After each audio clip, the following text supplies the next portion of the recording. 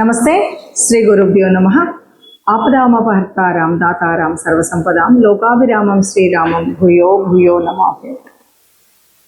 శ్రీమాత శ్రీ మహారాజ్ఞి శ్రీమత్ సింహాసనేశ్వరి చిదగ్నికుండ సంభూత దేవకార్య సముద్యత ఉజ్జిత్వాను సహస్రాభ చతుర్బాహు సమన్విత రాగస్వరూపాషాఢ్య తల్లి శ్రీమాత శ్రీమాత్రే నమః. జూలై మాసానికి మొదటి పక్షంలో అంటే జూలై 2026లో మొదటి పక్షానికి అసలు గ్రహస్థితి ఎలా ఉంది, అలాగే జాతకం ఈ 15 రోజుల్లో ఎలా ఉంది అంటే తప్పకుండా మారుతుంది. అంటే 15 రోజుల్లో మారుతుంది.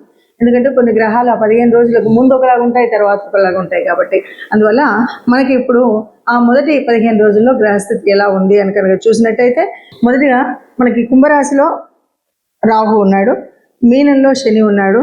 మొదటి పక్షంలో మనకు మేషంలో కుజుడు కనిపిస్తాడు, అలాగే మిథునంలో బుధుడు రవి ఇద్దరు కలిసి ఉండడం చూస్తాం. ఇక ఆ తర్వాత కర్కాటకంలో గురువు శుక్రుడు ఉంటాడు, సింహంలో కేతు ఉంటుంది. ఇది మనకి మొదటి పక్షం 2026 జూలై నెలలో మొదటి పక్షంలో కనిపించేటువంటి గ్రహస్థితి.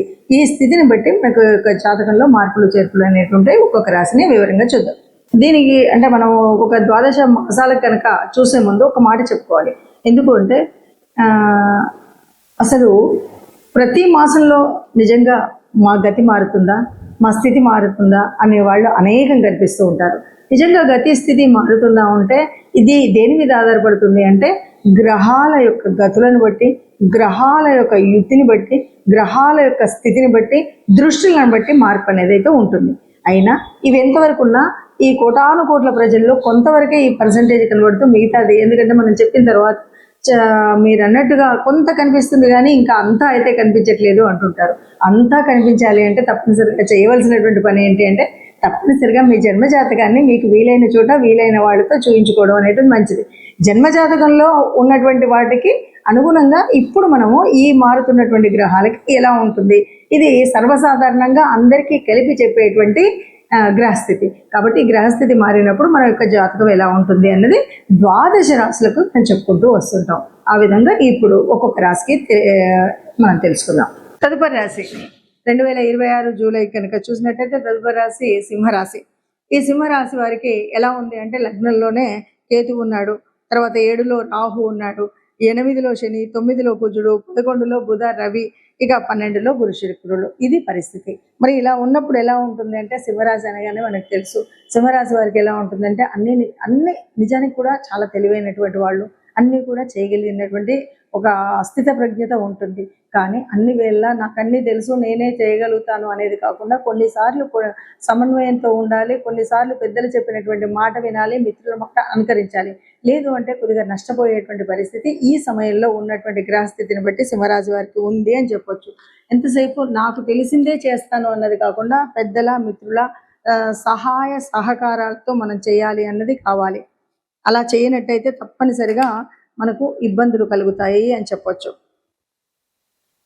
ఇందులో మనం చూస్తే కనుక ఈ నెలలో కూడా మనకు చాలా సామాన్యమైన విషయాల్లో కూడా కొన్ని రకాలుగా భంగాలు అనేటువంటివి మనకు కనిపిస్తాయి. కొన్నిసార్లు ఎట్లా ఉంటుందంటే లాభం, ఒక కంపెనీలో ఉద్యోగం చేస్తున్నాం, మన వచ్చిన డబ్బులు వచ్చినట్టే ఖర్చు అయిపోతాయి, మిగతా అన్నీ కూడా ట్యాక్సులని అవని ఇవని ఇలాగా కనిపిస్తూ ఉంటాయి. లాభ శాతం అనేది కనిపించదు వ్యాపారస్తులకు కూడా. అలాగే మనం అవసరాలను సమర్థించుకుంటూ ఇబ్బందులను కొని తెచ్చుకునేటువంటి పరిస్థితి ఉంటుంది. ఇది చేయకపోతే ఎలా, అది చేయకపోతే లేదా, ఎప్పుడో ఒకసారి చేస్తుంటాం కదా అని లేనిపోని కొత్త అన్నీ కూడా అనవసరపు ఖర్చులు పెట్టడం వల్ల వచ్చినటువంటి డబ్బును ఏదైతే కూడా మనం సద్వినియోగం కంటే అప్పుల పాలవ్వడం ఉంటుంది. చాలా జాగ్రత్తగా ఉండాలి. అలాగే కొన్నిసార్లు మనం అవునన్నా కాదన్నా ఉద్యోగాల్లో బదిలీలు ఉంటాయి. ఆ బదిలీల వల్ల కూడా అదనపు ఖర్చు అనేది కూడా ఉంటుంది. ఆరోగ్యం కూడా పెద్ద గొప్పనైన ఆరోగ్యం కాకుండా సర్వసామాన్యంగా ఉంటుంది. చిన్నదానికి జలుబు చేయడం, జ్వరం రావడం ఇలాంటివి అయితే కనిపిస్తూనే ఉంటాయి. అలాగే ఇంకా మనం కొద్దిగా డామినేటెడ్గా మాట్లాడడం వల్ల కూడా స్నేహితుల దగ్గర నుండి మిత్రుల దగ్గర నుండి కొంత వ్యతిరేకత కనిపించేటువంటిది ఉంటుంది. ఇక విద్యార్థులకు కనుక చూసినట్టయితే వాళ్ళు చదువుకునేటువంటి చదువు అంటే వాళ్ళ వ్యవహారంలో వ్యవస్థలో కొద్దిగా ప్రతికూలమైనటువంటి అంటే అనుకున్న సీట్ రాకపోవడం, అనుకున్నట్టుగా ఉండకపోవడం అనేది కనిపిస్తుంది. ఎవరికైనా సరే పర్లేదండి నేను చేసి పెడతానండి అని అప్పుడప్పుడు మనం హామీలు ఇస్తుంటాం, లేకపోతే కొన్ని చోట్ల సంతకాలు పెడుతుంటాం. ఇలాంటివి చేయడం అనేటువంటిది అస్సలు అనువైనటువంటి సమయం కాదు సింహరాశి వారికి. అలాగే మనం ఏం చేయాలి మరి అంటే ముఖ్యంగా దైవారాధన, సమన్వయంతో మాట్లాడడం. చాలా పెద్దవాళ్ళైనా చిన్నవాళ్ళైనా వాళ్ళకు కూడా తెలుసు అనేటువంటిది ఒకటి కొద్దిగా, ఎందుకంటే సింహరాశి వాళ్ళు ఎవరు ఏం చెప్పినా వాళ్ళు వినరు. మాకు తెలిసింది అనే నిజానికి కూడా వాళ్ళు స్థితప్రజ్ఞులు బాగా తెలుసు. అయినప్పటికీ కొన్నిసార్లు సమయం అనుకూలించినప్పుడు, గ్రహాల యొక్క అనుకూలత లేనప్పుడు తప్పనిసరిగా పెద్దల మాట లేదా అనుభవజ్ఞుల మాట వినడం అనేది కనుక మనం ఏర్పాటు చేసుకున్నట్టయితే హాయిగా ఉంటుంది అని చెప్పచ్చు.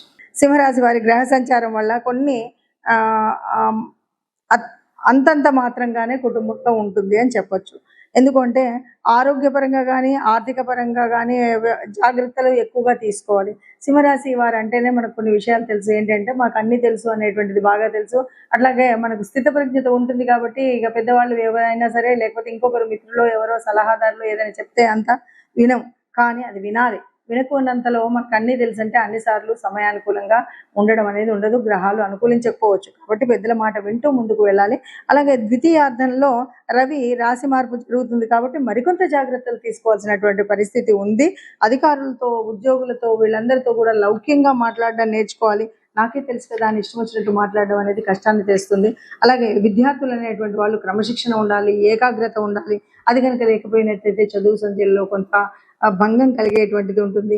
ఎవరైతే వ్యాపారస్తులు ఉంటారో క్రయ విక్రయాలు చేసేటప్పుడు తొందరపాటుతనం అయితే చూపెట్టకండి, చాలా జాగ్రత్తగా ఉండాలి. ఏది ఏమన్నా సరే సింహరాశి వారికి ఇచ్చే సలహా ఏంటి అంటే మాకు అన్నీ తెలుసు అనేటువంటిది నిజమైన విషయమే, కానీ అయినప్పటికీ అన్నిసార్లు పరిస్థితులు అనుకూలించవు కనుక కొన్నిసార్లు మనం మోసపోయే పరిస్థితి ఉంటుంది.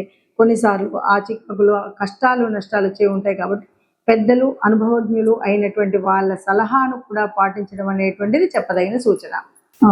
ఇప్పటి వరకు మీరు ఈ గ్రహస్థితిని చూశారు కాబట్టి ఈ గ్రహస్థితి మరి ఇలా ఉన్నప్పుడు ఎవరం కూడా కష్టాలను ఆశించాం, ఎవరు కూడా కష్టాలు ఇష్టపడం. అయినా గ్రహస్థితి ఇలా ఉంది. ఎప్పటి నుండో అనుభవిస్తున్న కష్టాలు ఉన్నాయి, నష్టాలు ఉన్నాయి. అందరికీ ఆశాజనకంగా ఉండే విధంగా ఉండాలన్నదే ఉంది. కాబట్టి మనకు తప్పనిసరిగా కావాల్సినటువంటిది దైవానుకూలం, అలాగే గ్రహాల యొక్క అనుకూలత కావాలి. మనం ఏది ఏమన్నా గ్రహాల సంచారాన్ని బట్టి ఉంటుంది, కానీ మనకు అనుకూలించే విధంగా ఉండాలి అంటే మనం పుట్టినరోజు తెచ్చుకున్న ప్రారంభాన్ని బట్టే ఉంటుంది. పుట్టినప్పుడు మనం తెచ్చుకున్నటువంటి ప్రారంభం వల్ల కొన్ని యోగించేవి, కొన్ని యోగించేవి ఉంటాయి. అయినప్పటికీ ఇలాగ మనం ఏదైతే గోచారం చూస్తూ ఉన్నామో గోచారంలో జరిగేటువంటి మార్పుల వల్ల కొంత ఉపశమనం పొందడానికి మాత్రం లాభం ఉంటుంది. ముఖ్యంగా చెప్పేది ఏంటంటే ఈ మాసంలో అవునన్నా కాదన్నా మరి గురువు యొక్క మార్పు అనేది మనం చూసినటువంటిది.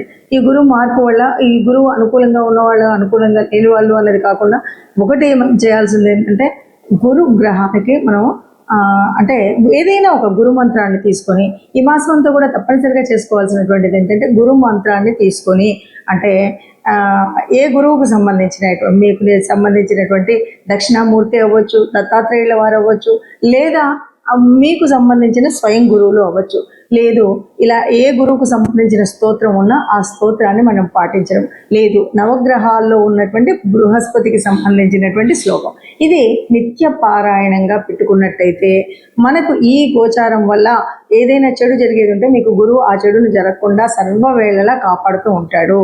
ఇక రెండవది, లేదు గురువు అనుకూలంగా ఉన్నాడంటే జరిగే మార్పుల్లో, మంచి మార్పుల్లో ఇంకా మంచి జరుగుతుంది తప్ప మీకు ఎట్లాంటి నష్టం ఉండదు. కాబట్టి ఈ గురువుకు సంబంధించినటువంటి ఈ విషయాలు చేయడమే కాకుండా ఇంకా గురువు యొక్క అనుగ్రహం పొందాలి అంటే తప్పనిసరిగా మరొక మార్పు చేసుకోవాల్సింది, ఎవరైనా వృద్ధులు ఉన్నటువంటి వాళ్ళు, అంటే తండ్రి సమానులైనటువంటి వయసు ఉన్నటువంటి వాళ్ళు, అంటే వృద్ధులకు సహాయం చేయడం, సహకరించడం అనేటువంటి విషయాలు ఉంటాయి కదా, ఇవి కూడా చాలా వరకు గురు గ్రహం యొక్క సంతృప్తిని, గురు గ్రహం యొక్క అనుగ్రహాన్ని పొందడానికి వీలైనటువంటి అంశాలు. కాబట్టి ఆ రకంగా చేసుకుంటూ వెళుతూ ఇక మనం ఒక్కొక్క గ్రహంలో ఉన్నటువంటి మార్పులు చేర్పులు ఉన్నాయి కాబట్టి వాటిని అనుసరించుతూనే వెళ్ళాలి. ఏదేమన్నా సరే రాహుకేతువుల మధ్యలో నలిగిపోతున్నటువంటి గ్రహాలన్నీ ఉన్నాయి.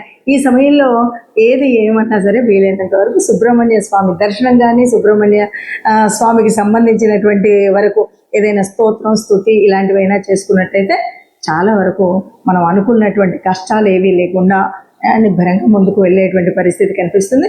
ఆ పరమాత్ముడు తప్పకుండా అందరినీ కాపాడుతాడు. అందులో మనం నిత్యం ఇలాంటి చక్కటి పారాయణం కానీ లేదా ఆ సంబంధిత శ్లోకాలను కానీ చదువుకున్నట్టయితే ఒక సత్సంగత్యం వల్ల ఆ దేవాలయం యొక్క పాజిటివ్ వైబ్స్ వల్ల తప్పకుండా మనకు మంచి జరుగుతుంది. మనం ఎప్పుడు ఏ మాసానికి ఆ మాసం చూసినప్పుడు కొన్నిసార్లు ఏమవుతుందంటే ఆ మాసంలో మనకు అనుకూలించే విధంగా, అంటే గ్రహాల అనుకూలం ఎలా ఉన్నా కానీ మనకు ఆ మాసంలో వచ్చే కొన్ని పండగలు ఉంటాయి.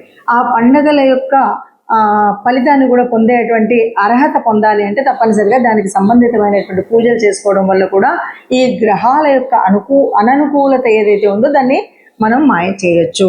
ఆ రకంగా కనుక మనం చూసినట్టయితే మనకి 16వ తారీఖు, జూలై 16వ తారీఖు మనకు జగన్నాథ రథయాత్ర ప్రారంభం అవుతుంది. ఆ జగన్నాథుడు అంతకు మించినటువంటి గురువు ఎవరు ఉంటారు మనకి? ఆ శ్రీకృష్ణ పరమాత్మకు సంబంధించినటువంటి తత్వాన్ని చదువుకోవడం, వినడం, లేదా ఆ జగన్నాథ యాత్ర జరుగుతున్నప్పుడు మనం చూడడం, లేకపోతే మన ఏరియాల్లో కూడా ఇవాళ రేపు చేస్తున్నటువంటి జగన్నాథ రథయాత్రలో పాల్గొనడం, ఏదో అక్కడ సంబంధించినటువంటి విషయాలను వినడం చేసినట్టయితే మనకు ఉత్తమమైనటువంటి స్థితి ఉంటుంది. అలాగే మరి 17వ తారీఖు వచ్చేసరికి మరుసటి రోజు నుండి కూడా దక్షిణాయనం ప్రారంభం అవుతుంది. దక్షిణాయన కాలంలో మనం చేయాల్సినటువంటి పుణ్యక్రతువులు బోలెడని ఉంటాయి. వాటన్నిటిని కూడా ఈ మాసం అంతా అవలంబించినట్టయితే మన కష్టాలు తొలగుతాయి.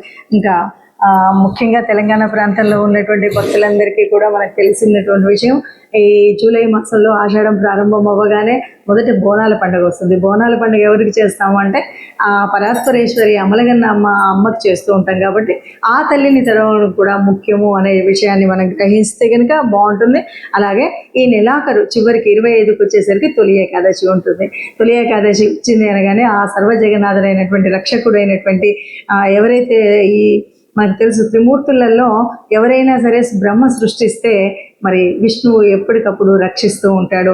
రక్షణ కార్యం చేసేటువంటి ఆ విష్ణుమూర్తిని ప్రార్థించేటువంటి సమయం మనకు తొలి ఏకాదశి. ఏకాదశులన్నీ కూడా విష్ణుమూర్తికి సంబంధించినప్పటికీ తొలి ఏకాదశి రోజు స్వామిని ప్రార్థించినట్టయితే మనకు ఏ రకమైన కష్టాలు ఈ ఒక్క నెలే కాదు, రాబోయే 6 నెలల వరకు కూడా మనం అన్నింటి నుండి హాయిగా ఉండగలిగేటువంటి గ్రహస్థితి మనకు ఉంటుంది అని చెప్పుకోవచ్చు. అందరం బాగుండాలి, అందులో మనం ఉండాలి. జై శ్రీరామ్.